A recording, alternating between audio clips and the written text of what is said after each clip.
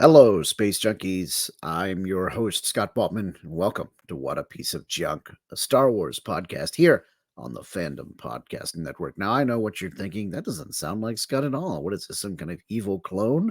But no, it's Labor Day weekend 2023, and I just got back from DragonCon in wonderful Atlanta, Georgia, where I screamed my lungs out while winning first place in a Star Trek CCG tournament, Trek Masters for DragonCon this year, which means that this episode of the podcast, when we analyze some excellent Star Wars Unlimited cards with our good friend Sugiyama, I will not be doing much talking at all. And instead, I'm going to let this guy take it away, my original Wookiee co-pilot and our very own Dave Filcloni, Mr. Nathan Miracle.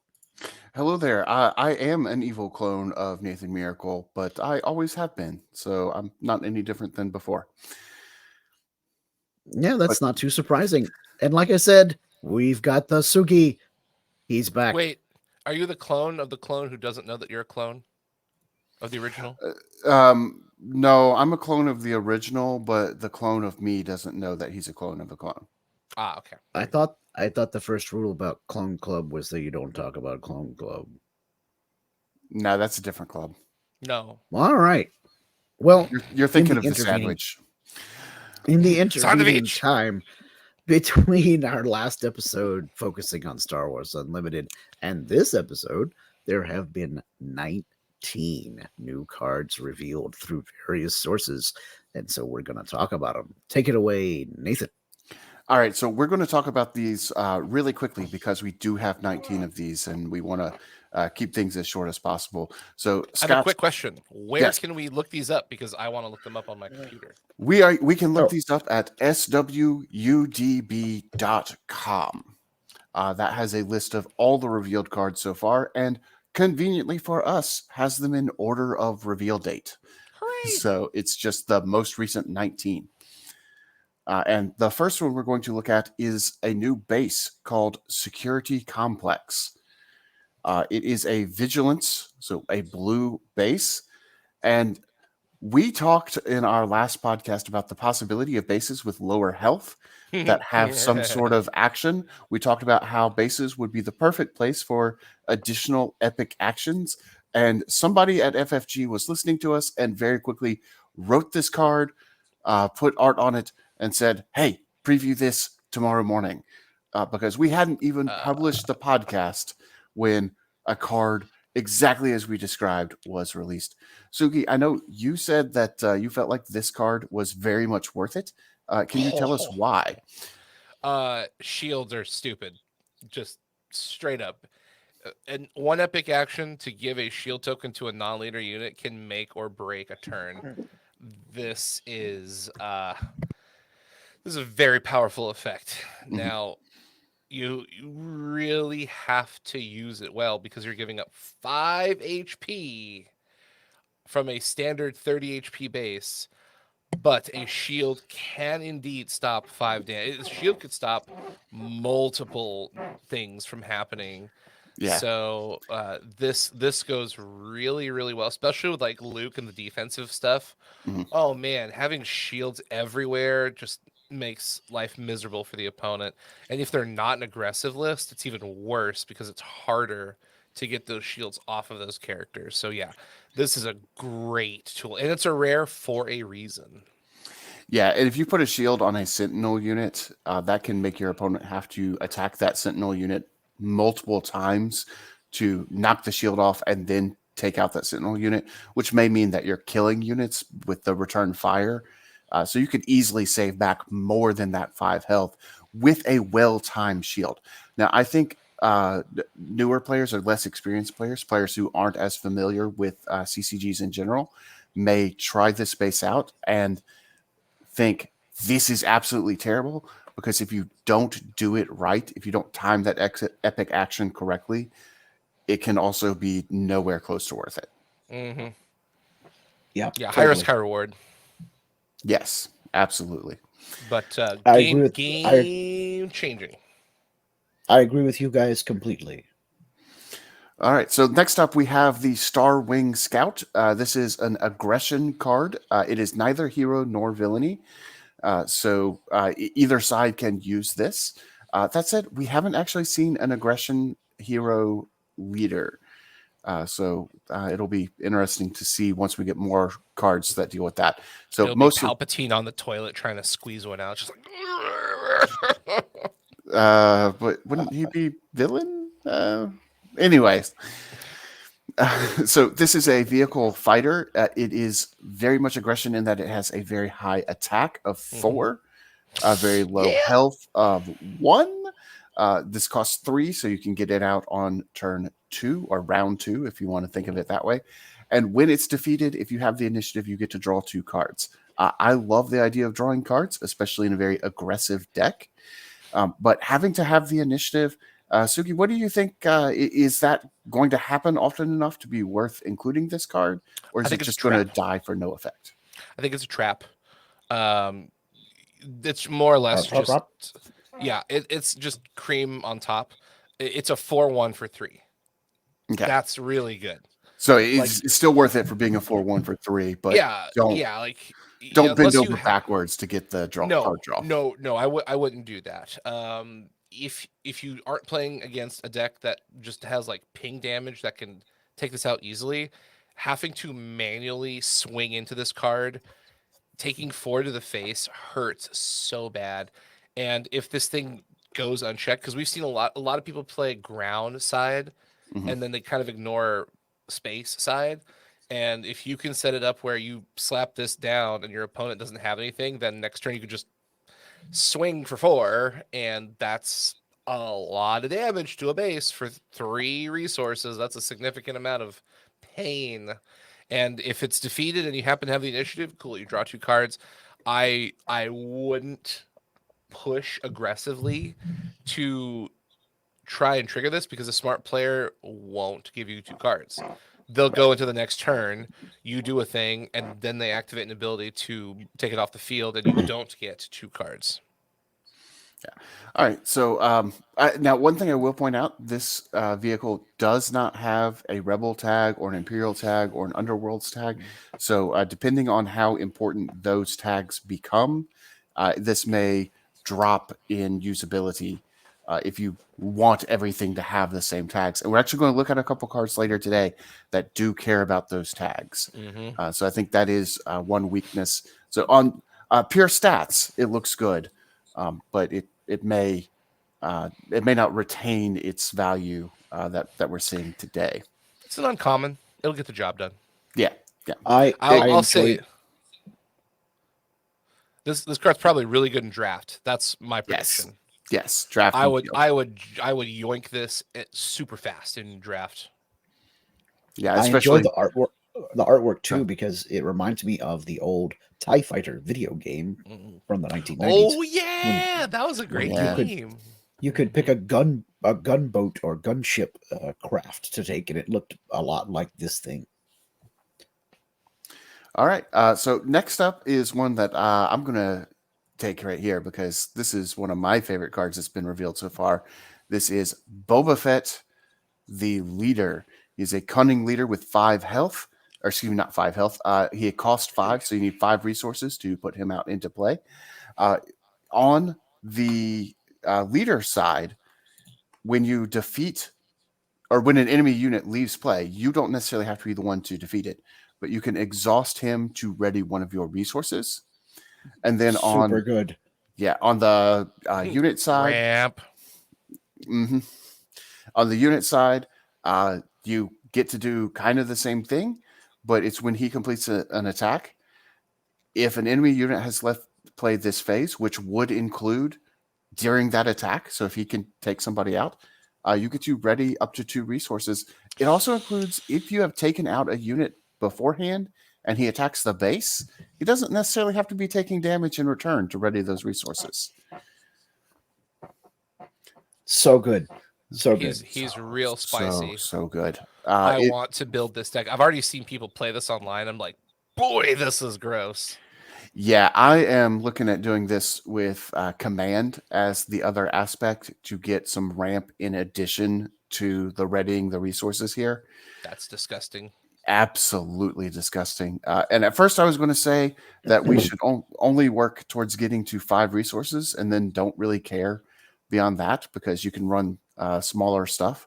But we'll see a little bit later. I actually want to get to 6 resources. I actually want to see this in an aggro deck. I think he would make Mhm. aggro decks just super nucking broken futs. Because you're just like, attack, untap, attack again, untap, draw 2 cards, untap, play. You get to a point where you don't really need to put cards into the resource pile. So you just draw Right. 2 cards every turn and then boink, boink, boink, boink, boink. Yeah, so going with aggression too, you could run the Death Star Stormtrooper that only costs 1. It's a 3/1. So you could play that Stormtrooper that uses your resource, and then okay, now I attack and kill something and ready the 1 resource that I've used. I'm at full turns worth of resources. So yeah, That's gross. that is very gross. I see multiple ways to go with him. Mm-hmm. He works well in Vigilance too. You could slow roll and build up a board, and then just boink a doink. Yeah, so I think the only thing he doesn't go well with is not playing the game. Yep. Yeah, Boba Fett is on my list of things I want to build immediately next to Krennic and Poopy Doop Moff Tarkin. Yes. Me too. He looks when we get to that card, he looks like he's holding one in. He just looks constipated. He's just like, I wasn't going to bring that up, but I'm not True. denying it either. It's true. So next up, we can pull up Entrenched. Oh, this card is nuts.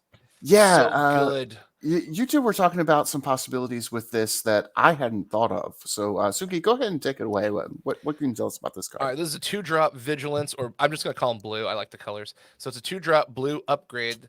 It's a +3/+3, so 3 in the front, 3 in the butt. And attached unit can't attack bases. Who cares if you put this on Sentinels? You're gonna make your wall. You're gonna build the wall. It's real big, guys. It's an uncommon, so it shouldn't be too hard to find. It costs 2. And it doesn't say you can't put it on a leader. It's just attached unit. This is hilarious because you can use leaders to proc effects to do silly things, like using it on Boba Fett. And you don't really need to attack bases. You just need units to fall off the board, or you can keep your characters around longer. Like Grand Moff, I got to poop Tarkin, or like give it. I mean, like there's so many color combos where this. And I understand people are like, well, I want to attack bases. Yes, but you can use this to make some of your defensive tools even more oppressive for two resource, 2 dose. Also, I look at this and I think of a pseudo pacifism effect. If I may bring up a Magic the Gathering card, so my opponent, I'm like Sugi was saying earlier, maybe I'm going all ground, and then my opponent plays a friggin' Star Destroyer. Oh God, he's gonna crush my base with it. Bloop! Your spaceship is entrenched. You cannot crush my base with it. Wait, can you upgrade opponents' things? Mm-hmm. Yep. Yes, you can. Oh, so it's just like Yu-Gi-Oh. Oh, I guess upgrades are a form of the champ. Oh, that's funny. Okay, I didn't know you could do that. Which means you can play Vader's lightsaber on somebody to kill them. Yeah. I also like Entrenched on Stormtrooper. A 1-drop becomes a 6. A 6/4. A 6/4. Yeah. For 3 resources. Yeah, you can start taking out units really well that way. I like it on Leader Chewbacca once you've turned him into a unit, because then he becomes a 5/12 Sentinel who gets +1/+0 for each damage on him. Oh, so this is also increasing how much damage you can have on him, man, which can make him even tougher. This also goes well on ATST because that's got trample or overwhelm, I think. We're about to look at an AT. So let's look at that one too. This card is hilarious. So Overwhelm allows you to do extra damage to the base. The Blizzard Assault AT-AT is a command villainy card, 8 cost 9/9, with all the tags you would expect, that has an Overwhelm-like ability, but it deals the excess damage to an enemy ground unit. So entrenched on this or on the ATST with overwhelmed, you can end up doing more damage to other things as well. Mm-hmm. Snowspeeder got a lot better with this reveal. Mm-hmm. Yeah. My only real downside on this one is that it does cost 8. But then again, we've seen some ramp effects for command for green. So that may not be as big of a problem as I originally thought it would be when we saw some of the other high cost cards. You can get to 8. It's doable. This is a finisher by far. Mm. Yeah, because I love this card. The art is sweet sauce.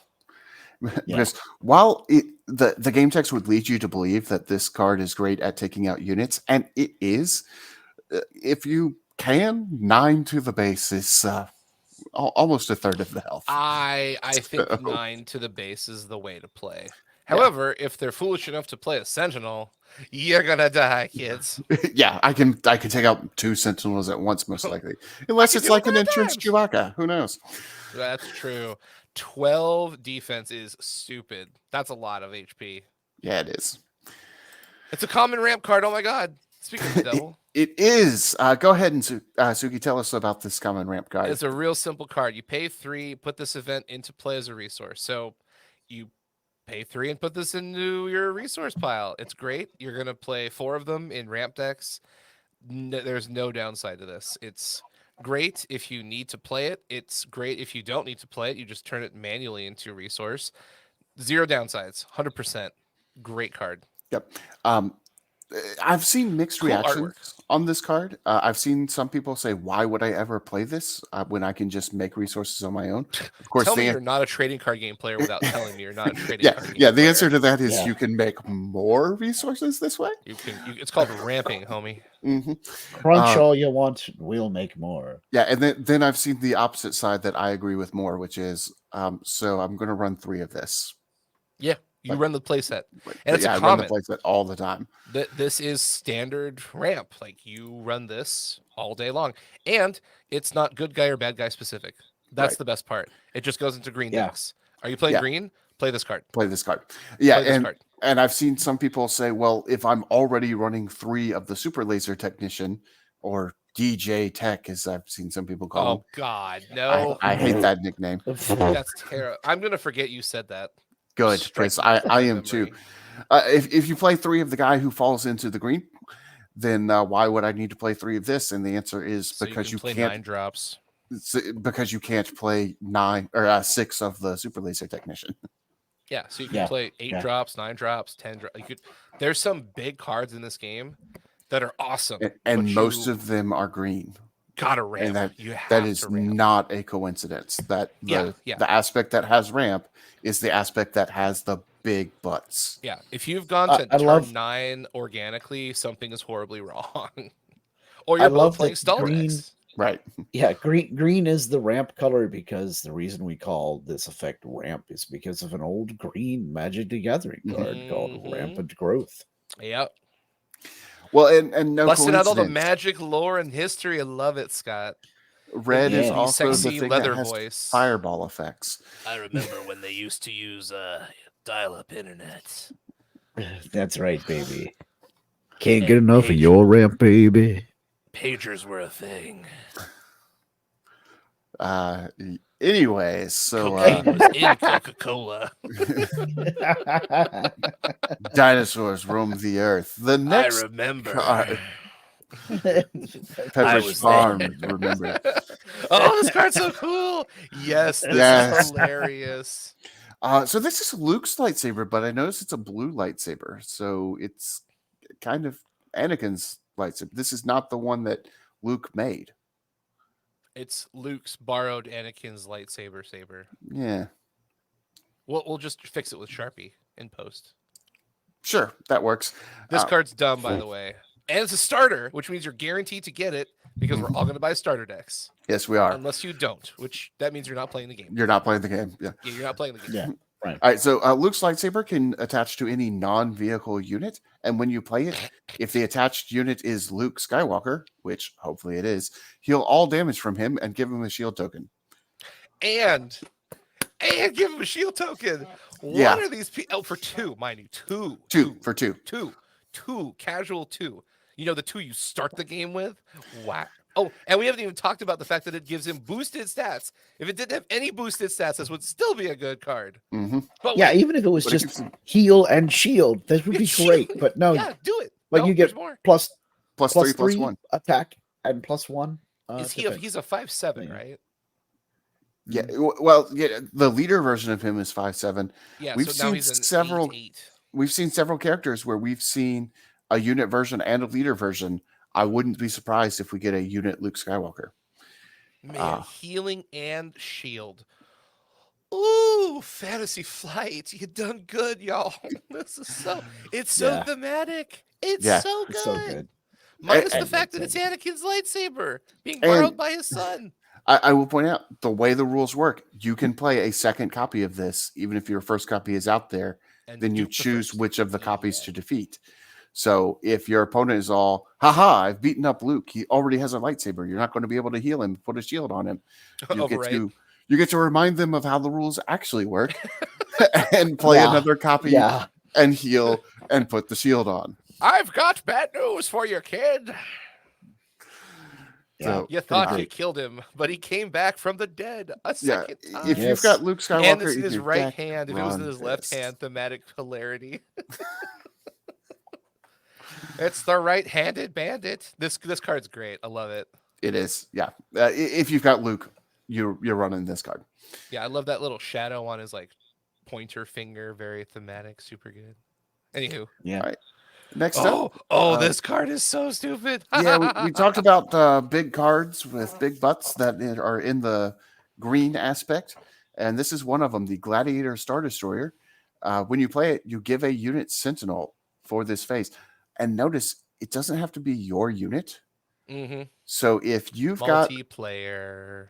Well, not only multiplayer.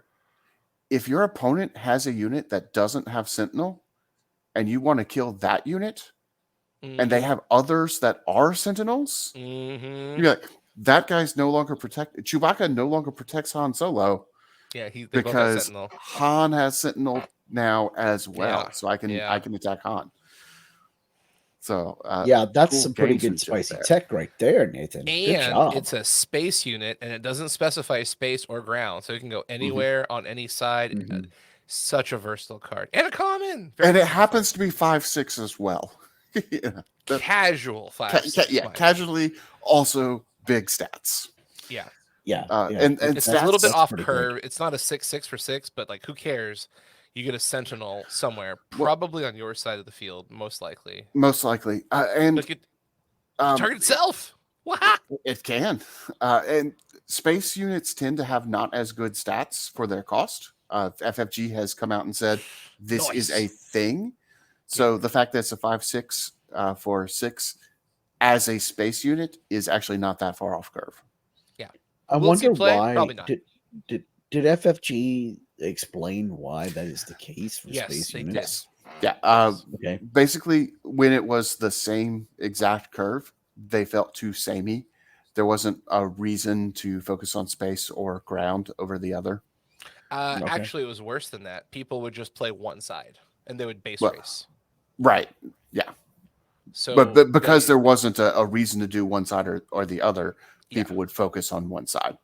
So ground is a little bit more efficient, and space is a little less efficient. But space usually has really good effects or really beefy stats, whereas ground units are usually cheaper. You just kind of spam them out. You can get 2 or 3 small ground units for one big space unit. Okay, all right. I think we're still going to have some players who go one way or the other exclusively for a while. We will, but there will be more risk to doing so this way. Yeah, because when you play that 4/1 spacesuit, I'm going to cry. Yes. Help! I need an adult! And I'm going to casually murder your base for 4 every turn. Help! Call an ambulance, but not for me. Oh, God. What happened? I lost to a 4/1 space. I can't believe it. I'm losing to a rug. Well, that does sound very overwhelming, which brings us to our next card, Overwhelming Barrage. This is a command villainy. Give a friendly unit +2/+2 for this phase. Then it deals damage equal to its power divided as you choose among any number of other units. Wish this was a 4-drop.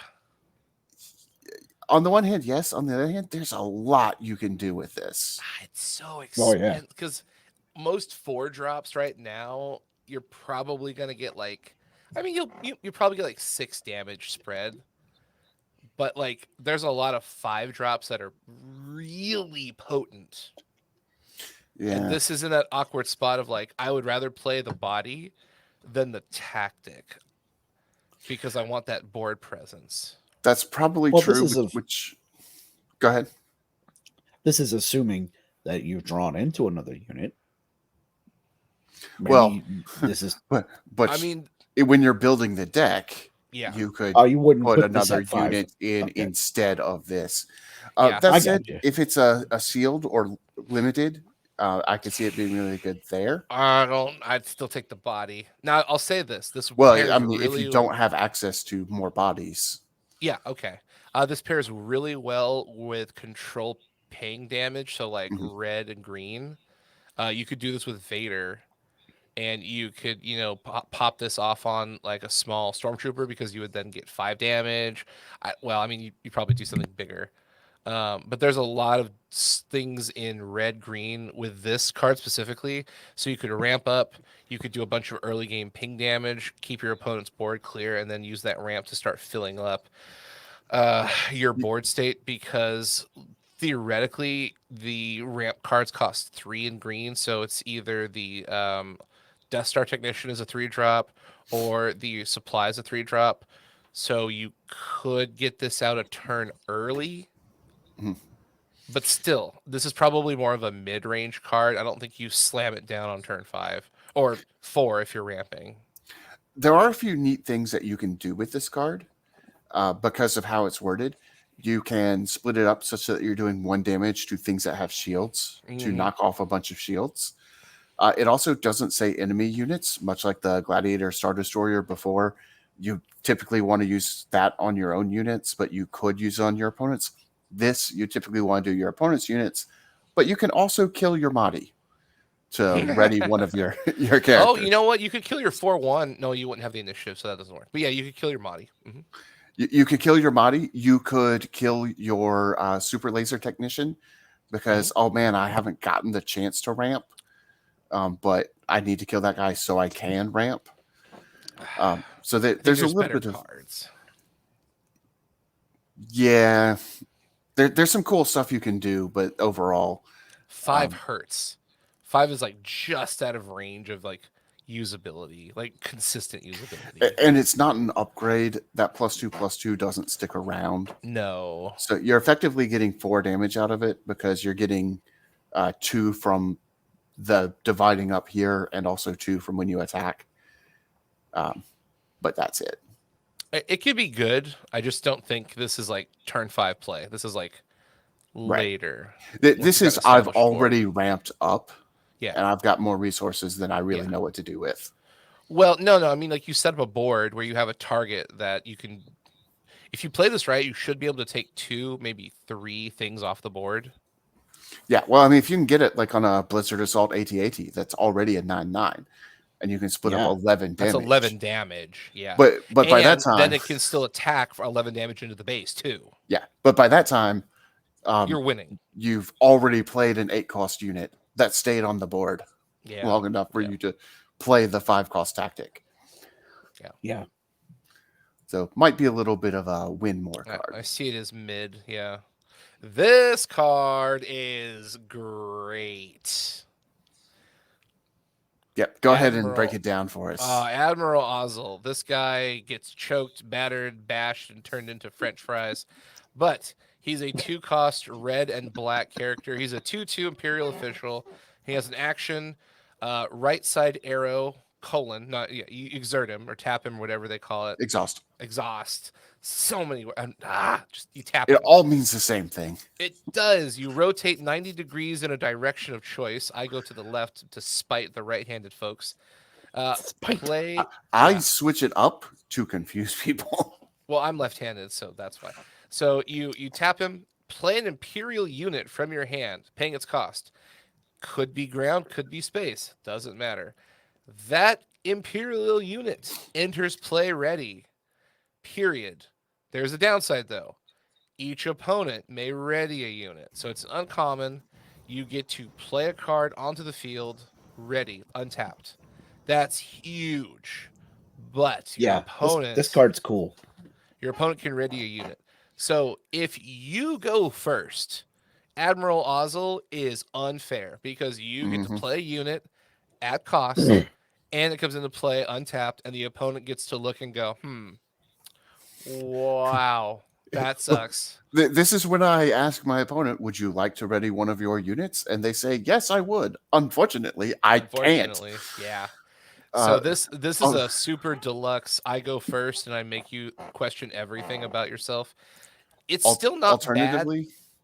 Even if you don't go first, I'm going to use open fire to kill your one character and then use him. Yeah. Because if you have no units at all, you also can't ready anything. He's also not bad if the opponent is taking the initiative because they can't do anything. So yes, if they've already done it. Yeah, you could aggressively try and set up a turn one play, action one play where you do this immediately, or you could set yourself up for the opponent's done everything they can, they've tapped out, they've taken the initiative. Cool. Admiral Ozzel, activate ability, play a thing, comes into play, ready, go, go, go, go, go. So he's really, really good. He's only got 3 health, so this thing will die real fast. Yeah. Because whether you're ready or not, if you're tapped or untapped, you could still be attacked. So you have to hide in behind a sentinel. If you don't, you've done goofed because he is going to go. The first thing your opponent should do is attack Admiral Ozzel if they're going first, if they're smart. Or use him as a soft sentinel.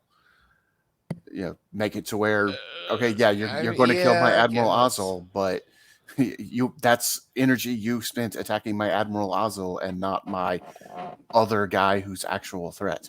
Yeah, I guess he's an oops uh-oh button, but yeah, super good. Very, very.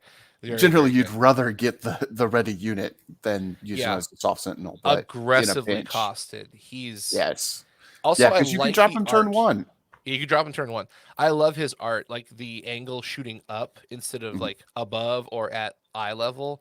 Makes him have that very menacing personality. And although his face isn't necessarily super good, it's still, this is one of the character arts I actually like pretty well. Not the next card we're about to talk about. Yeah, I was going to say, speaking of faces not being super good, here we have the rogue operative. Unpleasant. So it's a little bad. I think this is supposed to be on Scarif. I'm not sure. Looks like Scarif. I think that's I think the communications tower in the background. This is a 3-cost cunning heroism rebel trooper to attack for health. That 2 attack is a little bit misleading because what you really want to do is attack into something that has shields, because it defeats shields automatically with Saboteur. Plural. That's important. Yes, defeats all shields on a unit. And also you can ignore Sentinel. And gets raid 2, so +2 while attacking. +2 +2 attack. +2 +0. Yeah. So you really want to go after something that has shields to get rid of those shields and then hopefully get rid of the unit. I really like this card. I agree that the artwork is kind of wonky, but I like the game text. If a tree in the background wasn't coming out of the helmet, I wouldn't have such a problem with it. It does look like a tail. It looks kind of strange. The shadow is really cool, but the shadow on the face is cool. The shadow on the face, the shadow on the thing they're putting the thermal detonator on is great, but near their behind looks like there's a little tail, and then near their head it looks like a hairdo statement because there's a tree coming out on one side.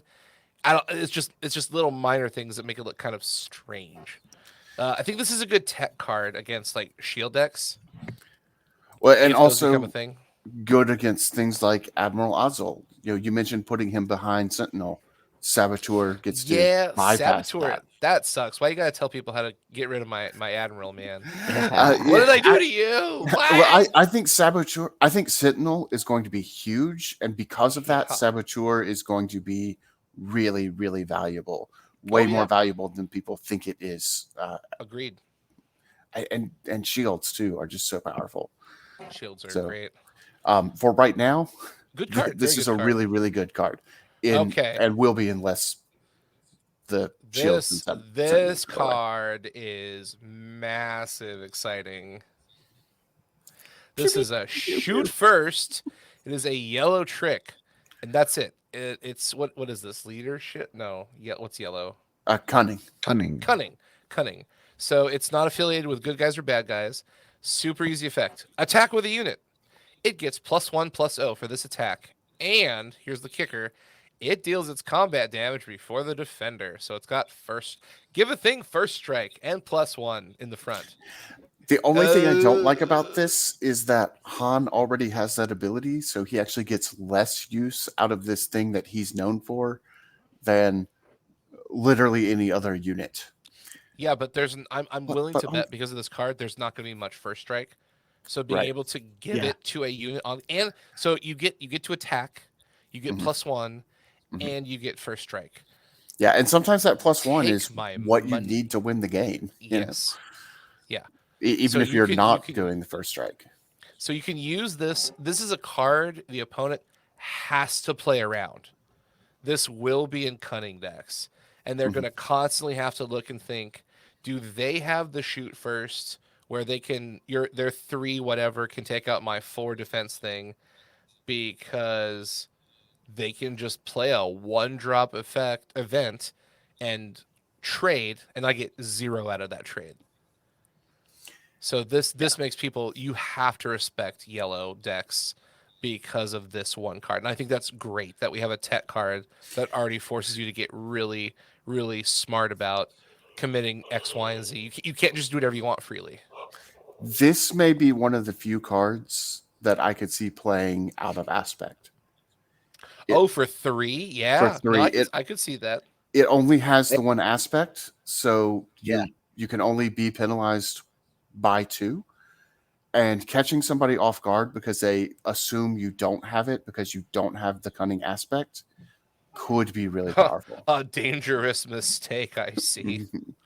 I actually could see that. It's cheap enough where you could play this in any color. You could splash it. Oh, that's really naughty. I like that. Yeah, this can go into a lot of things. But again, this is a high respect level card. If they have it, you got to prepare for it. If they don't, that's great. But you can't just play whatever you want now. Right. Great card.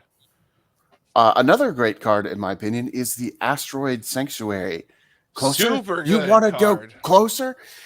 This is also a cunning, neither heroism nor villainy. 2 cost, exhaust an enemy unit. Doesn't matter what unit it is, you just straight up exhaust them. So that Star Destroyer over there with its who knows how, that entrenched AT with its leaders. It can exhaust leaders. It can exhaust leaders. It can. That Vader over there who's threatening to attack me. You're exhausted. And honestly, I would play this card if that's all it said. But wait, there's more, Billy Mays. Give a shield token, and you know we love shield tokens here at What a Piece of Junk, to a friendly unit that costs 3 or less. Yeah, this card is made of win. This card is made of win. Yeah. Plus, this was it has actually the the same. one I thought you could play out of faction. It has the same title. Yeah. It has the same title as an old Star Trek card that I used to love to play, Asteroid Sanctuary. So that's pretty cool. It let you hide from a battle. Oh, which this kind of does too. This kind of does too. Yep. Yeah. So this is a common. You'll probably see a lot of play. Also in sealed and draft, you take this card. Yeah, this card saves your bacon in sealed and draft. Yeah. So first you look at the rare and see what that is. Then you look for this card. I'm going to give props where props are due. FFG has made some mistakes in the past, and they've done some things incorrectly. This set, the cards we've seen, and the fact that commons are incredibly powerful. FFG has done a phenomenal job of not latching rarity to power. And I really want to express that with my sincerest excitement, because most games predicate value equal to rarity, not Right. naming any names. This game is very much, we're going to design cards that are cool, and it doesn't have to be rares and super rares and legendaries that your deck is exclusively made of. We're going to make commons and uncommons that rock. And that is really good game design. And I think FFG should get credit, and the game designers should get some credit for doing something not many card games are willing to do, because it's risky. It's very risky. Yeah, but here's Yeah, the yeah. thing. The people who are really serious about playing this game at the really competitive levels are going to get the cards no matter what. Yeah. And when you're in the game, it doesn't matter if that card says C or L at the bottom. What matters is, what does that card do? Yeah. So, yeah, rarity should not affect how powerful a card is, but for a lot of games, it does, even though Not from a this design one. standpoint, it shouldn't. Now, Yeah. now, we say not this one, but we're going to get to a legendary pretty soon. Well, there's some pretty spicy cards, And but you can use this common to exhaust that legendary. you can, but I want to put a Okay. pin in these two yellow cards that we Hey, it's just looked at. General Beers. Yes, and we'll look at General Veers and General Dodonna at the same time, His because face looks terrible. uh, He looks like he's about to retire, and this is his last day on the force. But his boss told him that he's got to go out one last time and protect the streets of Manhattan. And this is his starting shift. well, General Veers and General Dodonna are very similar cards. Of course, Veers is villainy and Dodonna is heroism. And they both give their own kind of tribe or faction +1/+1. Dodonna does rebels, Veers does Imperials. There is actually a slight difference between the two, though. Dodonna costs 4 and has 4 attack and 4 health. Veers costs 3 and has 3 attack and 3 health. So, how's that going to impact which one of these is better, which one's worse, or are they about the same? It's just a kind of flavorful difference. What do you think? General Sugi? Beers will hit the field first. Mhm. 4/4 for 4. Yeah, a 4/4 4/4. That is annoying to say. Is still good, but General Veers, or in Destiny we called it Mango Beers. He's easier to get out, and he's easier to capitalize, because you can drop him turn 2, and then turn 3 you can just dump a bunch of weenies on the General Veers is great for weenies. Mhm. So if you're running like Veers plus the Stormtrooper package in red, good lord, having a 4/2 for 1, that's not fair.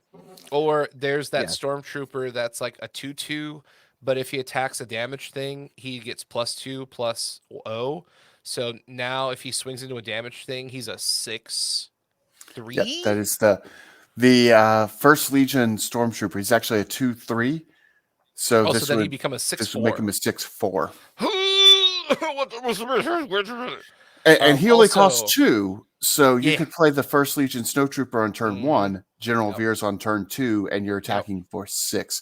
uh, Or yeah. you Yep. could play 2 of the Death Star Stormtroopers on turn Mhm. 1. Those are Imperials too. And on turn 2, you've got 2 4/2s out there. Yep. So Good yeah, I lord. agree. Aggro. Veers, Also, they Veers both aggro. trigger ground and space. It says That is rebel true. Yeah, units, not rebel types. not I don't think Dodonna is bad. I just think that extra turn gets an insane amount of tempo control, because you can ramp out with Veers aggro weenies, and Dodonna goes, "Cool, I'm here now," and Veers aggro's like, "Here's like 12 yes, damage but to I've the already been face." here. Yeah, so I wish they were We both. have always been here. I think Dodonna you could set up in like a blue vigilance like slow roll deck. Interestingly enough, I think they're two sides of the same coin. I think Veers is the aggro list where you just rush balls to the wall as fast as you can, punch him in the face. And I think Dodonna is you set up like a force with shields and healing. You use sentinels. You make everything bigger over time, and you go for that long con. And I know it Yeah. seems awkward to say that because there's a cost of one, but if you've played It enough makes card a games, you can huge kind of difference. you can see that one resource, one turn completely changes the like manual dexterity of the card's value. So trust me when I say this, they're not the same. There's a huge difference between the two, and I think they're both great, but they're both totally different decks. And it's amazing that just one cost has that much impact, but it really, really does. Mm-hmm, It does. mm-hmm. Yeah. Yeah. Coming from All the right. number one And Star Trek player. yes. And up next, this card's going to be like my favorite rare in the set, I think. It binds all things. A 2-cost Vigilance Force event. Nathan, what does it do? All right, so this does a couple of things. The first thing it does is heals up to 3 damage from a unit, which if it just did that, then it would just be a slightly more expensive repair and slightly less useful because you couldn't hit the base. But it doesn't just do that. If you control a force unit, and you really should if you're going to play this card, you may Cough. you may deal that much damage to another unit. So you can basically transfer damage. 6-point This swing. I almost wish that this was a blue-red card because it kind of No, feels like that. no, bad. But then bad the part of me move. that wants to just play the card says no, I'm glad with it. It's just blue. I'll give them this. The art on this is phenomenal. Yes. Very good. Okay, I want to bring up something real quick. I know we're encroaching on an hour. We've still got cards, and I want to go home. I've seen people online complain about the busyness of the card UI. Like if you look at the card, there's like a top line with the text and a middle line with the ability and a bottom line with the art. And people, some people say it's kind of busy and there's just a lot going on. I don't know why, but I actually kind of like the fact it's not simple. I'm thinking of like Magic, where it's just like top piece of art, bottom piece of text. Everything's it's very smooth. Like don't get me wrong, Magic is a very clean UI, but I kind of like that it's a little clunky and it looks a little bit older. It feels like a '90s CCG. Thoughts while we're looking at a card that's kind of fulfilling all those things at the same time. So to me, the big difference is that it has that bar for the tags. Because I mean, Magic has a spot for the game text. This has a spot for the game text. Magic has a spot for the title. This has a spot for the title. Magic has a spot for the cost. This has a spot for the cost. Same with picture. It's just in a different spot. The real difference is the two differences are the aspect and the tag bar. Well, I mean, you have like those things on the left and right of the card text, the little 3 divots. Yeah, the little graphic design elements that Nathan Yeah. never pays attention to. So I he doesn't really have an opinion on what you're saying there. well, so I kind of do Okay. have an opinion on those, and my opinion is that those make it easier to ignore the actual icon. I guess you're not wrong. You could tell what color it is pretty quick. Yeah, I can tell the colors at a glance. I can tell whether it's heroism or villainy at a glance because of how they've done the filling in or not filling in case of villainy. So while I do look at the aspects, I don't really need to, and it's kind of a shorthand to just look at the frame. Scott, do you have a thought on this one? Because I think I like the way the frames look on this game. I love the kind of feeling of it's like an old analog computer display. And I think that especially since we're starting out in the original trilogy era, the whole lived in greasy grungy universe, I always say Star Trek is digital, Star Wars is analog. So anything that emphasizes the analog nature of the technology in the Star Wars galaxy is good by me. Okay. I think it's just a fascinating discussion because it's a fair discussion. The cards It is. do look different. The UI and the graphic design is very distinct. and I love old trading card UIs. They're not pretty and they're not Yeah. perfect and Yeah. they're not like everything right now is just hyper clean.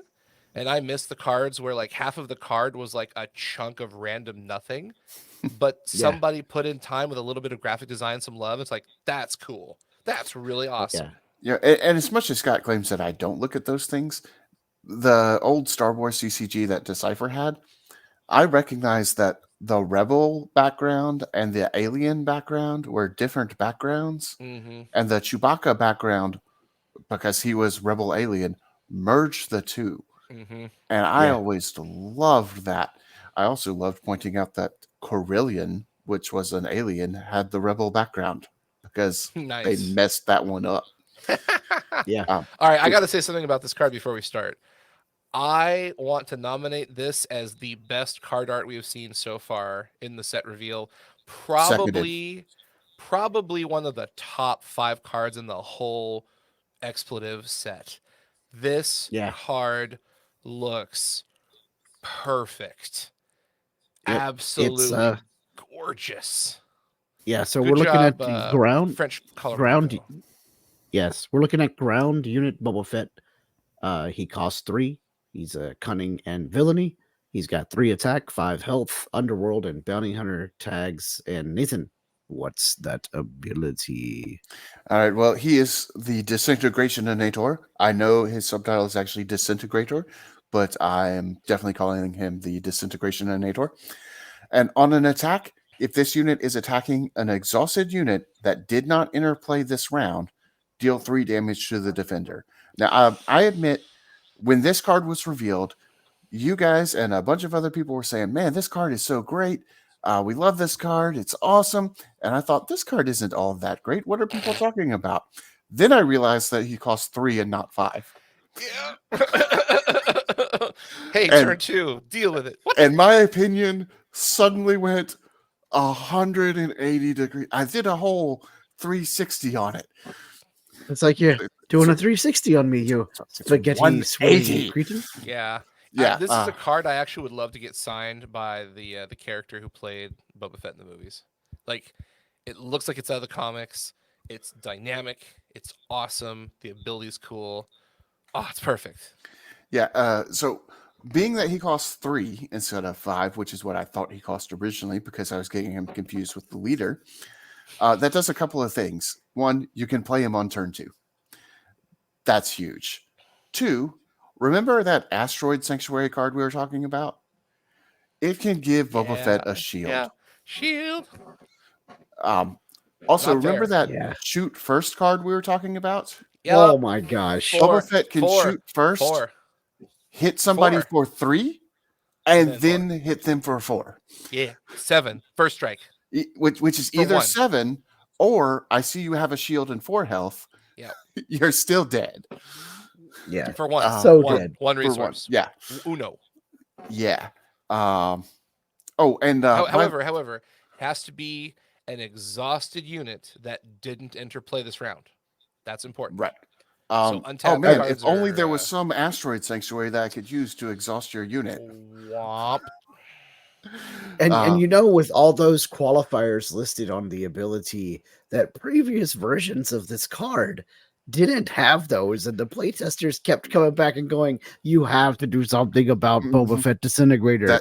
That is they're exactly all what like, this feels like. The title of my playtest report this week is "No Disintegrations."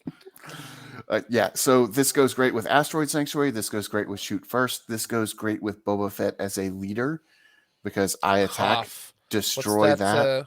What's that 2-drop +3/+3 upgrade we were talking about earlier? You know, The entrenched. yeah. Yeah. Because you want to be attacking units with this guy anyway, so you might as well kill him. And he also goes great with the next card on the list, which is Fett's Fire Spray. A very carefully named card, but I will point out this works with Boba Fett and Jango Fett, because when you play it, if you have either of them and you should, as a leader or a unit, ready this unit.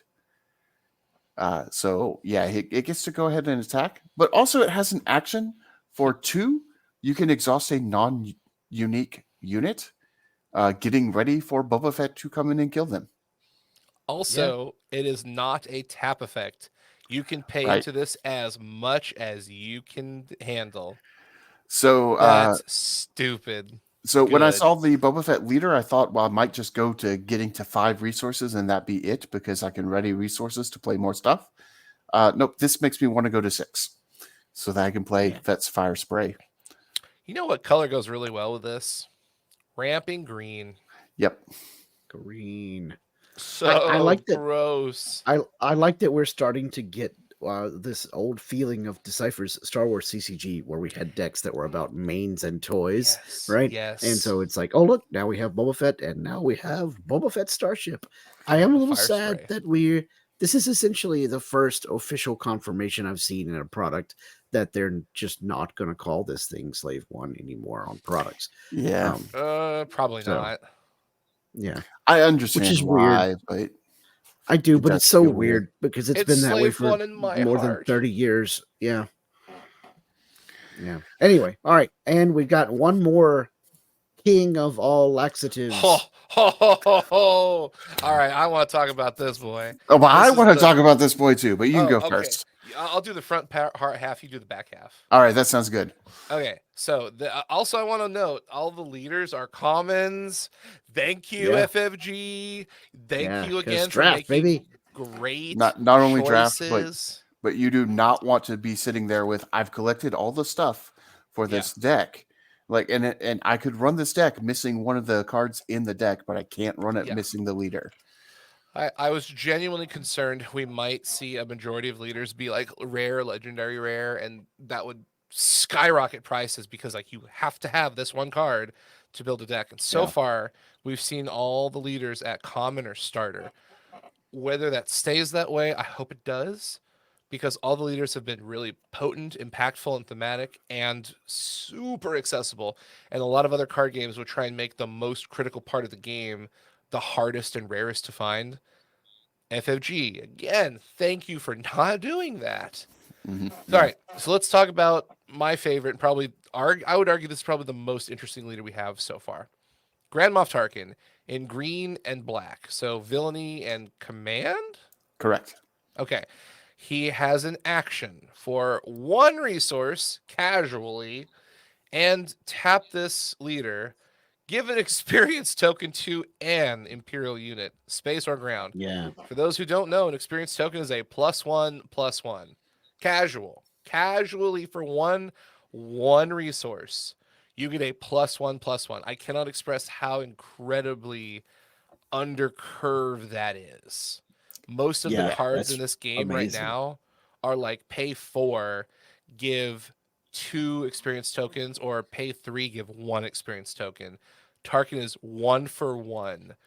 Oh my god. But then if he's got 5 or more resources and he's in green, mind you, so you can get him to 5 resources before turn 3 because you have 2 at the start.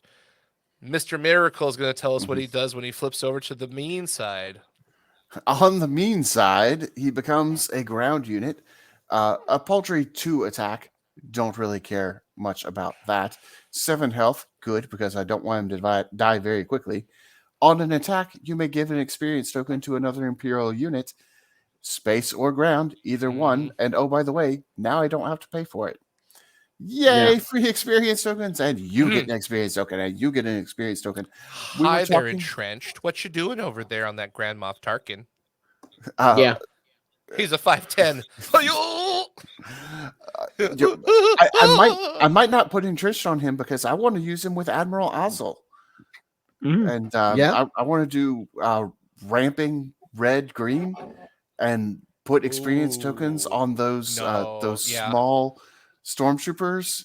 I can play a stormtrooper and give him on the front side, give him an experience token the very same round. and then another See, one before. Yeah. Yeah. I So want Tarkin as a wall stall. So I want him with blue, so I can just slowly build him up, keep him that healthy, could work too. do all kinds of So dumb, stupid stuff. I might, if you're doing that, then I probably do want to bring him out as a unit.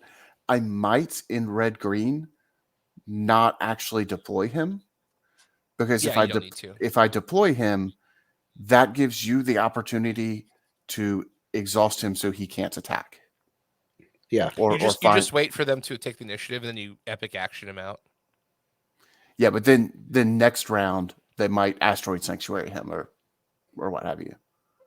So Well, sure, if that's your first action, be my guest. it just gives the opponent the opportunity to possibly control him. So I might be more cautious about when I bring him out as a unit in that type of deck. But if I've got a bunch of Sentinel and whatnot, then I'm more likely to go ahead and bring him out as a unit. I love this card. Here's a question before we collapse and go to bed.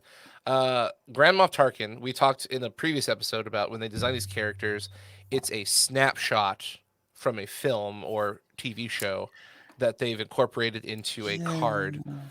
Where do you think they snapshot him? Is this do you think this is going to be like classic trilogy, or maybe it could be Rogue One? I think it's classic trilogy because his subtitle is Over Sector Governor. Was he a governor in Rogue One? I think he was, because they still call him Governor Tarkin in that one too. I'm going to argue that this is probably Rogue One. I think it's Rogue One. If you look at the background, he is on a Star Destroyer. Yeah. Not on the Death Star. On the Death Star. That's what I was getting to. I was like, it looks like he's on a ship that is not the Star Destroyer. Whereas the one with the subtitle Death Star Overseer is on the Death Star. That's trilogy. Yeah. Okay. All right. Cool. I accept your prognostication. I just think it's kind of fun sometimes to like figure out the snapshot. Sometimes it's very clearly obvious where they are. This one is not as straightforward. I think it's kind of fun to speculate.